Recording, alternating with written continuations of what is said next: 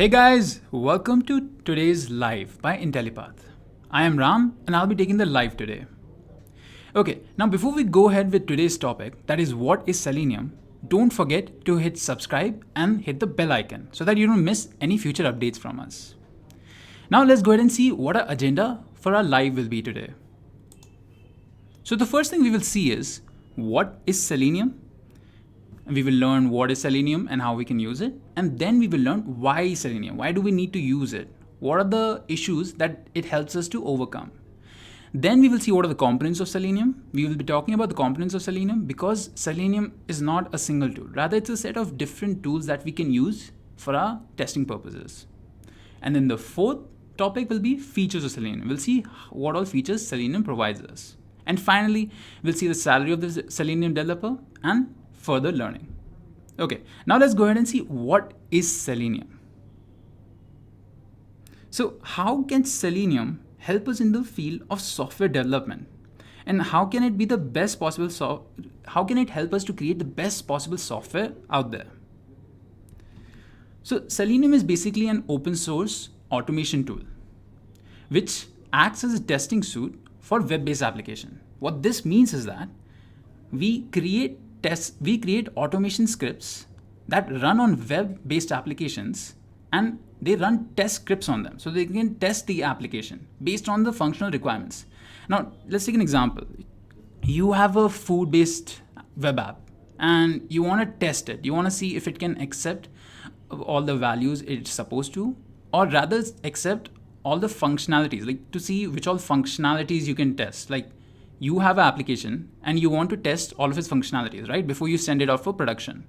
To test those functionalities, you would go ahead and use Selenium as a medium to run test scripts.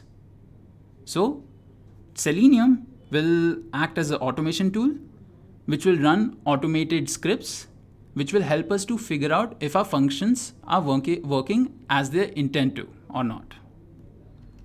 So you have a programming language in which you write all the test scripts, and then using a WebDriver, you will write your automation scripts. And using a WebDriver, you will test whether your particular website is working based on its requirements or not. Okay, why do we need to use Selenium in the first place? What are the issues it helps us to solve? Okay, let's talk about manual testing. Now, we know that in testing, there are different types of testing here and there. We have manual testing, we have automatic testing, etc. So manual testing is basically your most primitive form of testing. It's the type of testing in which you just sit down and test the code you have written or the application you've built by yourself. You write a piece of test script and then you run it. Or you manually see whether your function can accept values that it's supposed to or not, whether your function is working properly or not. But the thing with manual testing is that it takes a lot of time. There are some issues with manual testing also. Let's see them. So you have an issue of having thousands of modules. Now, we know that our application is not going to be having only a single module. They'll have multiple components with multiple features on it. And if you want to test all of those features at the same time, you can't do that with manual testing, because manually you're going to have to sit down and execute all of your tests one by one and see if all your functions are working one by one or not.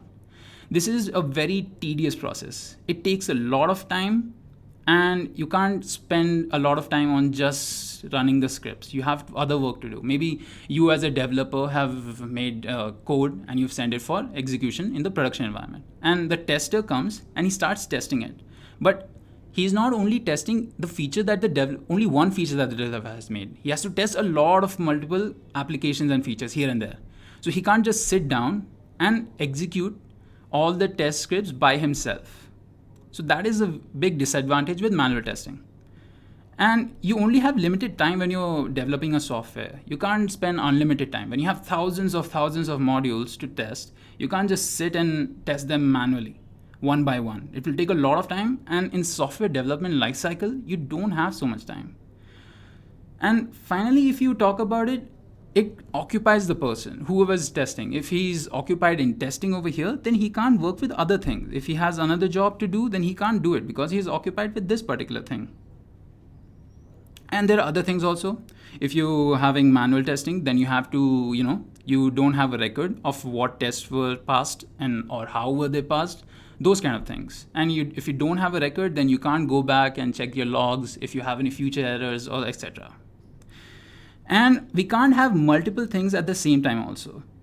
So if you wanted to execute multiple modules, if you wanted to execute test scripts for multiple modules at the same time, you can't do that with manual testing because you need multiple people sitting and doing it, and that's not very efficient. So to solve all of these issues, we can go ahead and use Selenium. What Selenium will do is, it will give us a testing platform. It will basically give us a platform through which we can go ahead and run our test cases.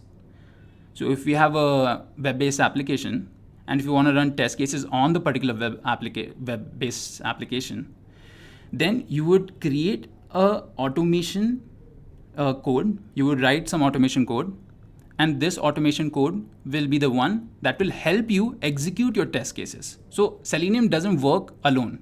It works with other testing frameworks like JUnit or TestNG. These are the ones that help. TestNG and JUnit are the ones that help you validate whether the tests that you're running are working or not, whether your functions are working or not. To actually validate those things, you have to use a separate testing framework.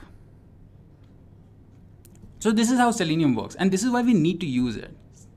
It's an open source software, so it is very easy to use. It is easily available, and you can use it, and it has a very big community. And you know what happens when you have a big community, right? If you have a big community, people keep on contributing, and people talk about the various, the most happening errors that are happening. If suppose some part of Selenium is not working, then you have a community, you can talk to them, then they will help you resolve the issue. And it also is a platform that you can use for testing, right? Okay, now let's go ahead and see what are the components of Selenium. Now, I told you guys before that Selenium is not a single tool. Rather, it's a set of different tools that we can go ahead and use to run our test cases. So let's see what are the different tools we can use. So we have Selenium RC, we have Selenium Grid, Selenium WebDriver, and Selenium IDE. Now let's talk about all of them one by one. Now, before we talk about all of them one by one, let's see how Selenium was, conceptualized. So it all started because of an employee working at a particular company who was working on a project of developing a website. And he had to test the website. So when he was testing the website, he was doing it manually because at that time, this was back in 2004, at that time you didn't have a automated, tool which was running scripts for you instead of you doing it by yourself. So you had to do it by yourself back then. You had to manually test things. And so when he was doing it, he thought that it was very inefficient. It was getting very tedious. Manual testing was getting very tedious. And so he created a JavaScript which would automatically control the browser's actions. So what this did was, if you can automatically control the browser's actions, like if I suppose I wanted to see if the select button was working or not, I would automate it so that the browser itself does it, and then hence I can check the functionality. Hence the functionality can be checked. So he did it. He created JavaScript which would automatically control the browser's action. It was originally called JavaScript Test Runner, and it helped him to conceptualize Selenium. And after he made it open source, it came to be known as Selenium Core. Now, a thing about Selenium Core is, there is something called the same origin policy issue. This prohibits JavaScript code from accessing elements from a domain that is different from where it was launched. So the issue with the starting Selenium, the Selenium Core, was that whenever you wanted to run test cases on your web-based application, you had to make sure that your Selenium and the web-based application were in the same domain.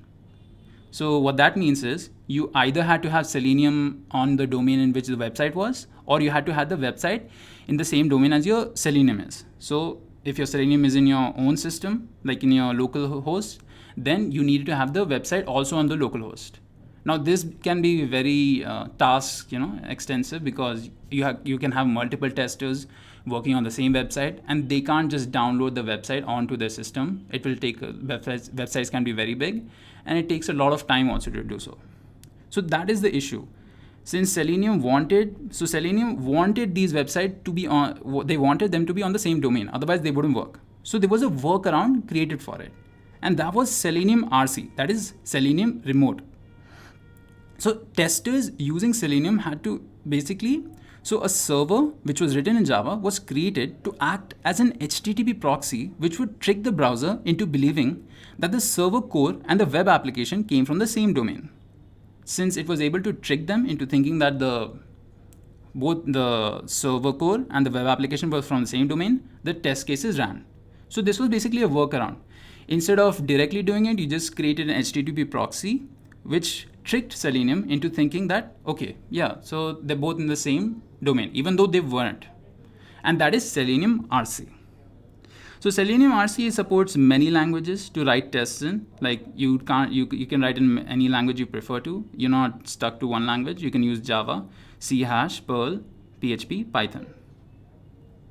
Okay, now let's talk about Selenium WebDriver. So Selenium WebDriver is, you can take it as in a way that it's more advanced than Selenium RC. It was conceptualized more recently than Selenium RC. It's the first cross-platform testing framework that could control the website from OS level. So what Selenium WebDriver did was, it basically removed the need for having a HTTP proxy. So instead of having a proxy server which contained the Selenium core, what it did was it natively interacted with the browser. So it itself interacted with the browser instead of having a HTTP proxy. So it is a web automation framework that basically allows you to execute your tests against different browsers, not just Firefox or Chrome, unlike other Selenium. So unlike RC, it does not need Selenium core to work. It makes provision to act on web elements instead of needing them in the same domain. So it has a provision so that it can directly access the web elements instead of having a HTTP proxy, or instead of having the particular website or web-based application in the same domain. It also enables us to use programming language for creating test scripts. So you're not limited again here to just using one programming language. You can choose whichever one you want. Like there are a set of them. Like if you talk about it, Java, .NET, PHP, Python, Perl, Ruby. So these are the programming languages that are supported by WebDriver. You don't have to know all of them. You just need to be knowledgeable in one. However, so you just need to be knowledgeable in one of them. So Selenium WebDriver performs much faster compared to Selenium RC because it makes direct calls. So like we saw with Selenium RC, it was doing a HTTP proxy, whereas in Selenium WebDriver, it does a direct call to the web browser, and hence it's much more faster. And it has a built-in implementation of Firefox driver. So, it is much more easier to work with. Okay, now let's talk about Selenium Grid. So what is Selenium Grid over here? So Selenium Grid was basically conceptualized to overcome the limitation of having, to address the need of minimizing the task execution times as much as possible. Now we wanted to reduce how much time it took to reduce, how long it took to execute a particular test case. To reduce it as much as possible, because if we reduce the time it takes to execute a particular test case, then you can do other things. So we wanted to do that, and we came up with Selenium Grid. So Selenium Grid is part of Selenium suite that specializes in running multiple tests across different browsers, operating systems, and machines in parallel. Since it works in parallel, it can run multiple test cases at the same time. Now it has two versions. The older version is called Grid 1 and the newer version is called Grid 2. So you should use Selenium Grid when you want to do either two things. Like if you want to run your tests against different browsers, operating system, machines, all at the same time, or if you want to save time in execution of your test suites. If you set up Selenium Grid to run, say 4 tests at a time, then you would be able to finish the whole suite in around 4 times faster. Okay, we finally come to Selenium IDE. Now we saw Selenium RC, we saw Selenium WebDriver, and we saw Selenium Grid. Now let's talk about Selenium IDE. Selenium IDE is a bit unique. So what it does is, it basically provides a playback tool for authoring functional tests without having the need to write the test scripting language. Without having the need to learn a test scripting language. So what Selenium IDE does is, It basically, if you don't have a lot of idea about how to write the JavaScript automated scripts or the test scripts, then what you can do is you can use Selenium IDE. So how Selenium IDE works is, so if you were on your browser, let me give you an example. So if you go to a browser, and if I go to google.com, yeah, over here, and I'm making sure that my Selenium IDE is running, the playback function of Selenium IDE is working. And I want to run a functional test to see if the search bar is working or not. So what I will do is, I will first do it by myself. I will use my mouse, I will go to the browser, I will type in google.com. It will take me to google.com, and then on my search bar, I will type google.com again. So here I'm checking if Google, or if you had your own search engine, you're checking if your search ability is working, if the search bar is working or not. That's your function, that's your features, and you're checking if the feature is working or not. So after you've done this manually, what will happen is your IDE will record every click and every word you've typed in, and you can then play it back. So if you've done this, then what will happen is the IDE will do the same thing by itself instead of you doing it again. So this way you can automate it without actually having to write a script. So this way it can be very useful. It is basically designed to record your interactions with the website, to help you generate and maintain site automation tests, and remove the need to manually step through repetitive tasks. Takes. So it's got features like recording and playing back tests on Firefox and Chrome, optimizing tests into suites for easy management, saving and loading scripts for later playback, etc. So guys, these are the components of your Selenium. So if you wanted to get a basic idea of all of them, we first came up in 2004, a person came up with Selenium core. This core was worked upon with Selenium RC. So we knew that in Selenium core that the web-based application and Selenium had to be in the same domain. But that is not very feasible. So we came up with an idea of having an HTTP proxy, that is a Selenium RC. But even that became very antique, and we came up with another thing, that is Selenium WebDriver, which is a much better version, which does not require a HTTP proxy. It does it natively. It does it by itself from the OS. You can access the web elements of a particular website from the OS itself without having that HTTP proxy. Then we have Selenium Grid, which is basically used for decreasing the time it takes for test cases to run by running multiple test cases in parallel. And we have Selenium IDE, which basically, if you don't know much about Selenium and you still want to get into it, then you can use Selenium IDE, which is the simplest tool in the Selenium suite. You can have multiple add-ons also for particular browsers. It has a Firefox add-on that creates tests very quickly through its record and playback functionality. Okay, so that was our components of Selenium. Now let's talk about the features of Selenium. So we have multiple features of Selenium which can help us with. Now we know that Selenium basically helps us in creating automated scripts that help us to test our functionalities of our web-based applications. And it works in conjunction with other test frameworks. So let's see what are the other things it can help us do. It supports different languages, yeah, obviously. So you don't have to stick to one language. If you don't know particular, like what happens is sometimes you're working with technologies and you don't know the language for that technology that is being used. That is not the same case with Selenium. You have a high chance of knowing the language that you'll be using with Selenium, like Java, Python, C#, Ruby, Perl, PHP, JavaScript, etc. So Selenium server initializing is not required. You don't need to initialize a Selenium server. You just need to use it as a plugin for your particular IDE. If you're working with Eclipse, then you can use it as your IDE you can use it as a plugin in your Eclipse IDE. It supports iPhone and Android testing also. So it's not just related to, stuck on web-based applications. You can go ahead and test iPhone and Android applications also. WebDriver finds any coordinate of any object. So it can basically find any coordinate of any object. So basically, if you have any web element in your web-based application and you want to find it, then you can use WebDriver to do so. It also supports parallel test execution, which reduces time and increases the efficiency of tests. So basically, what we talked about Selenium Grid, it supports parallel test execution. Hence, it reduces the time because we are executing multiple test cases at the same time. That way, we're reducing the time it takes for the whole test to take place.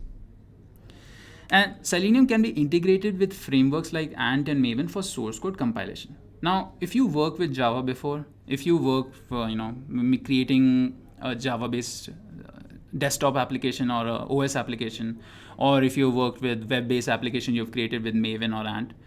So Maven and Ant basically act as build tools. So these tools, what they do is they take the code and they perform all the things that are required for a code to turn from code itself to an application in the production level. They build the code first, basically they compile the code, and after they compile the code, they use the dependencies that code needs and they execute it. So they don't themselves execute it, there are other tools for that.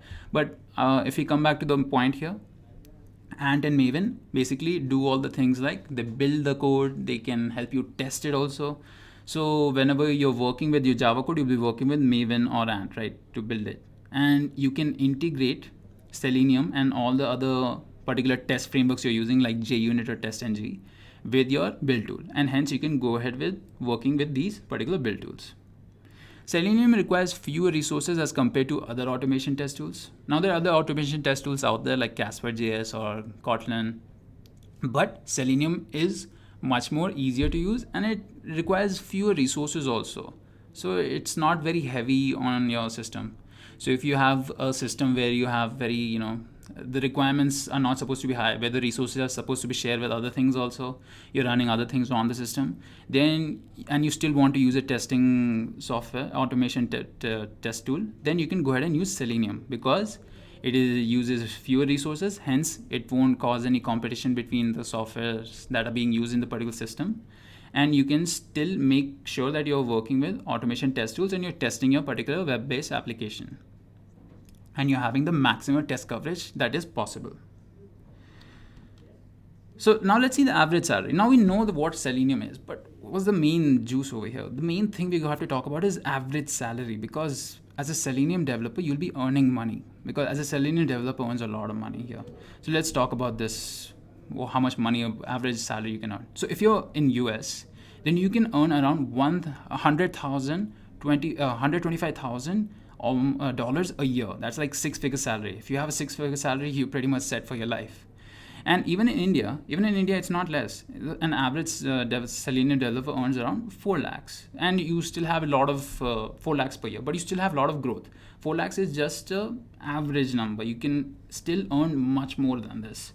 So if you go to the peak point of this, you can earn around up to 15 or 17 lakhs per annum. And if you then you can have a career option where you can go to US or go to a European country where they get paid even more. Like you have a 6-figure salary per year. That's going to be really amazing for you. Okay, learning path. Now there are many ways you can go ahead and learn Selenium. Like you learn Selenium right now, so you can watch Intellipaat lives and then you can learn about Selenium. And you can also go ahead to our YouTube, search for it. They have documentation, you can look that up. Or what you can do is you can learn it through a training course. So okay, before I go with the training course, I didn't show you the demo, guys. So let me show you the demo. So I have my Eclipse IDE over here, as you guys can see over here, and I have my code over here. So this is basically my sample code that I've written. What this code will do is basically it will run this thing automated code, which will basically go to my website and it will perform some tasks. So let's go ahead and try that. Let me close this up so you can see how well it works. So let me first explain what are the things here. So first you're importing Selenium, Selenium WebDriver and the Chrome driver. Why we're importing Chrome drivers? Because so when you want to interact with a particular browser, right, you need to use a particular driver for it. And since we'll be using Chrome, here I'll be using Chrome driver. That's why I'm importing it. And if you see the code here, there's a very simple statement. This is a second test, and again a simple output statement. This is a first test. And then I'm getting WebDriver. So basically what is this doing is this initializing basically kind of. So now we want to use Chrome driver, right? But we can't use Chrome driver exactly directly. So what we will do is we will use this driver functionality and we will assign it with Chrome driver functionality. So then we can use all the tools like driver.get. Instead of just using Chrome driver.get, we're just using driver.get and we're getting the Intellipaat website's URL. So what is happening here is first it will get the Intellipaat this thing. It will get the Intellipaat's URL. So it'll go to the main website. And it will do so on your browser, whichever you mentioned. Since I'm using Chrome Drive, it will do so on Chrome. And then it will go ahead and find the element XPath. So what is happening here is it basically finding the XPath for the particular search bar. Now on our website, we have a search bar where you can look for courses. If you have, if you want to look for different courses, you can look for them and you have a search bar for it. So I want to test whether this search bar is working or not. That is a test to see its functionality is working or not. So first I went to the website, and second I found out the element and the XPath of the particular element. So the XPath of my particular element is this thing. You can find this out by inspecting the source code of a particular website if you want to or not. And then when it finds the element, or when it finds the XPath of the particular element, it then sends keys. So basically what's happening is if it finds the search bar, it will send in the word Selenium. So it will type in Selenium on my browser. And then finally, what it will do is, like on my search bar, after it types in Selenium on the search bar, what it will do is it will find the XPath of the submit button, because you can't just type in the word and it will automatically search. You have to click on submit. So the second command here will basically select the submit button, and you can see a dot click over here. Basically you click on it. So this way, if I get an output of Selenium courses, then I know that Selenium works. Now other things over here, annotations and working with the test frameworks like TestNG and JUnit, that we will learn in next live. We'll have another session and we'll learn in that how to use Selenium properly with other test frameworks. Okay, so now let me just go ahead and click on run. So as you can see, it's opened the website. It's maximized it. Oh yeah, there's one more command over here which basically maximizes the browser. As you can see here, maximizes. And if we come back, it's loading up. We'll wait for it to load up. And as you can see, it's written over here also, Chrome is being controlled by automated. And as you can see, it typed in Selenium by itself and it clicked on submit button by itself also. And after I clicked on Selenium by itself, you can see there are results for it. We have a Selenium training certification course. So this brings me to further learning again. What I wanted to tell you guys was, if you wanted to get certified as a Selenium developer and get a good job in that, so what you can do is you can just use this code if you wanted to, or you can just go to our website. And if you go to our website, then type in Selenium and you will get Selenium training certification. It has both self-paced and instructor-led training. So if you are more adept to having someone teach you personally, not personally, if you like, sitting in classes and learning from the classes, then you can have instructor-led training. You can ask doubts and the instructor will answer your doubts, etc. Or if you're a kind of person who just likes to do it on his own pace and just wants to work by himself, do quizzes, exercises by himself, then you can go ahead and use the self-paced course. Now we have a lot of things we teach in Selenium. So as you can see, we will be learning Selenium automated testing advantages, Selenium RC, deploying Selenium IDE functions and commands. Then we'll be learning the test frameworks like JUnit, TestNG, and Seculi in Eclipse, and object repository and Maven. We'll be learning about how we can integrate and use Selenium with Maven. Then we'll have introduction to Selenium WebDriver. Then we'll have WebDriver programs like Textbox, Checkbox, and multiple windows. And you'll have a lot more things. If I keep on talking about it, it'll go for another 10 minutes. So let me just stop here and tell you that if you want to get certified as a Selenium developer, go ahead and try this out.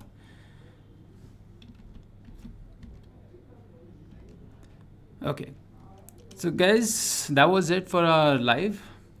So I hope you understood what I taught you. I hope you understood what Selenium is and what it can do. At least I hope that you got the basic idea of what Selenium can do.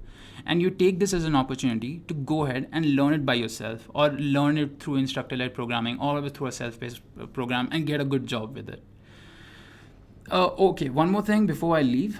There is a YouTube off code. You can go ahead and use this coupon. So you can get 30% off.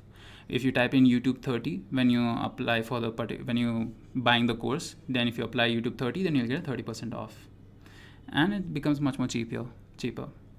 Okay, guys, Thank you for watching this live. I hope you have a really good new year, and I'll see you guys next year. Okay, bye.